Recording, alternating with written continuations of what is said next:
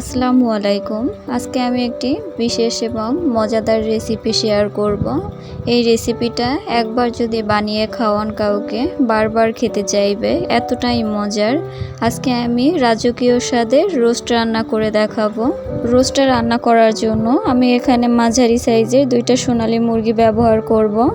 এর জন্য মুরগিগুলো খুব সুন্দরভাবে কেটে পরিষ্কার করে নিয়েছি। দেখুন, মুরগির মাংসটা একটু হালকা কেচে নিয়েছি ছুরির সাহায্যে।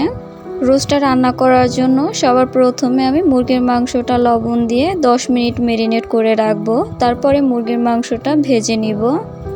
মুরগির রোস্টটা আজকে আমি ঘরোয়া উপকরণ দিয়ে রান্না করে দেখাবো। আমি বাহিরের কোনো মশলা ব্যবহার করব না।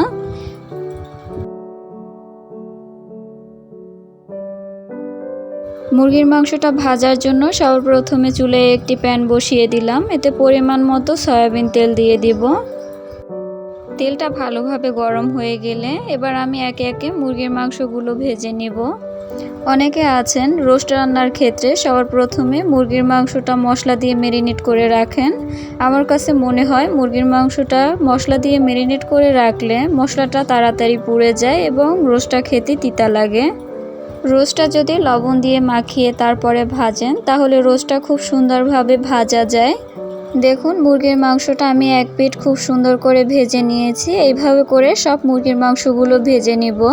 মুরগির মাংসটা ভাজার সময় তেলটা যদি একটু কম ব্যবহার করেন তাহলে তেলটা গায়ে কম ছিটবে।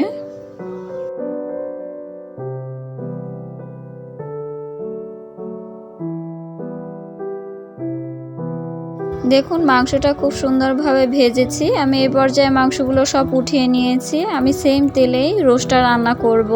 রোস্টটা রান্না করার জন্য আমি এখানে 2 কাপ পেঁয়াজ বাটা নিয়ে নিলাম। পেঁয়াজ বাটাটা আমি খুব সুন্দর মিহি করে বেটেছি। মিহি করা পেঁয়াজটা যদি ব্যবহার করেন তাহলে মশলাটা খুব সুন্দর হবে। পেঁয়াজটা আমি হালকা করে ভেজে নেব কাঁচা ঘ্রাণটা চলে যাওয়া পর্যন্ত। পেঁয়াজটা হালকা করে ভাজা হয়ে গেলে এখানে আমি 1 চামচ ঘি ব্যবহার করছি। আমার একটু পরিমাণে তেল কম মনে হচ্ছে, সেই জন্য আমি আরেকটু পরিমাণে সয়াবিন তেল দিয়ে দেব।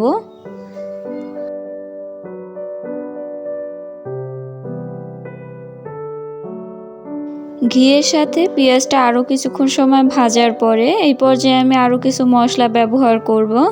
এখানে আমি 1 চামচ রসুন বাটা দিলাম, 1.5 টেবিল চামচ আদা বাটা, 4 টুকরো দারুচিনি, 3টা থেতো করা এলাচ দিয়ে দিলাম, দিয়ে দেব 2টি তেজপাতা। সব মশলাগুলো পেঁয়াজের সাথে খুব সুন্দর করে ভেজে নিব।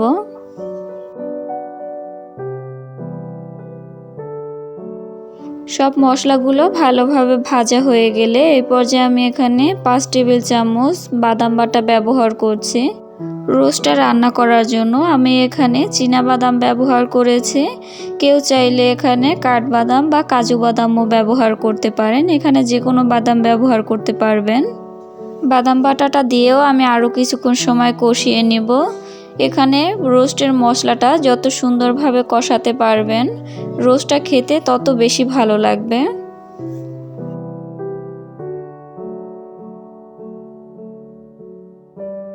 ঝালের জন্য আমি এখানে 1 চামচ মরিচের গুঁড়ো ব্যবহার করব। কেউ চাইলে এখানে কাঁচা মরিচও ব্যবহার করতে পারেন। আর দিয়ে দিব এখানে 1.5 কাপ টক দই। অনেকে ভাবতে পারেন যে আমি সব মশলাগুলো একবারে কেন দিচ্ছি না। মশলাটা যদি ধাপে ধাপে দিয়ে কষান তাহলে রোস্টের মশলাটা খুব সুন্দর হবে। এবার আমি দিয়ে দিব অল্প একটু জয়ফল জয়ত্রী। এটা আমি ভেজে গুঁড়ো করে নিয়েছি। যে যেমন জয়ফল জয়ত্রীর ঘ্রাণ পছন্দ করেন সেইভাবে দিয়ে দিবেন। আমি পরিমাণে অল্প একটু দিয়েছি।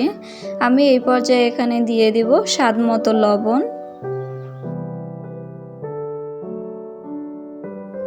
আমি এখানে পরিমাণে লবণটা একটু কম ব্যবহার করেছি, কারণ আমি মাংসটা লবণ দিয়ে ভেজেছি, সেই জন্য মাংসে কোনো লবণ লাগবে না। আমি এখানে মশলাটার জন্য শুধু লবণ ব্যবহার করেছি। এই পর্যায়ে আমি সব মাংসগুলো দিয়ে কিছুক্ষণ কষিয়ে নিব। মশলাটা কষানোর ভিতরে আমি এখানে 2 কাপ লিকুইড দুধ ব্যবহার করেছি, সেটা স্কিপ হয়ে গিয়েছে। সবাই চেষ্টা করবেন 2 কাপ লিকুইড দুধ দেওয়ার জন্য।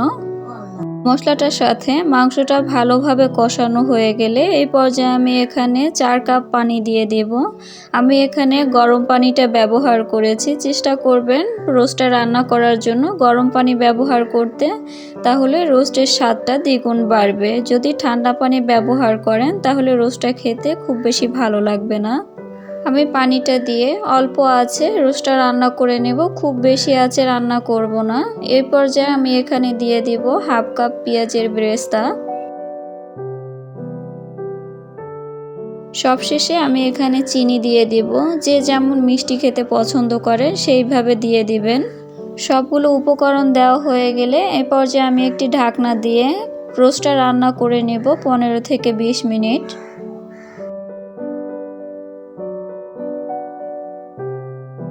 দেখুন রোস্টটা খুব সুন্দরভাবে রান্না করা হয়ে গিয়েছে। এই পর্যায়ে আমি রোস্টটা উঠিয়ে নেব। অনেকে ভাবতে পারেন যে রোস্টের গায়ে তো অনেক ঝোল রয়েছে, ঝোলটা যদি একটু ঠান্ডা হয় তাহলে এটা ঘন হয়ে যাবে। দেখুন রোস্টটা কত সুন্দরভাবে রান্না করা হয়েছে, দেখলেই বুঝতে পারবেন। আমি উপর থেকে একটু পেঁয়াজের বেরেস্তা দিয়ে দিব। দেখুন রোস্টটা দেখতে কতটা লোভনীয় লাগছে। রোস্টটা দেখতে যতটা লোভনীয়, খেতে ততটাই মজার। অনেকেই অনেকভাবে রোস্ট রান্না করে খেয়েছেন, এইভাবে একবার খেয়ে দেখবেন। যাকে খাওয়াবেন সে আপনার প্রশংসা করতে বাধ্য হবে। দেখুন রোস্টটা কত সুন্দরভাবে রান্না করা হয়েছে, রোস্টটা একেবারে ছেড়ে যায়নি। দেখুন ঠান্ডা হওয়ার পরে ঝোলটা কতটা ঘন হয়ে গিয়েছে, দেখলেই বুঝতে পারবেন। রোস্টের রেসিপিটা যদি ভালো লেগে থাকে একবার হলেও ট্রাই করে দেখবেন, আশা করি ভালো লাগবে। ভিডিওটি ভালো লাগলে লাইক, কমেন্টস এবং সাবস্ক্রাইব করে পাশে থাকবেন। ধন্যবাদ সবাইকে।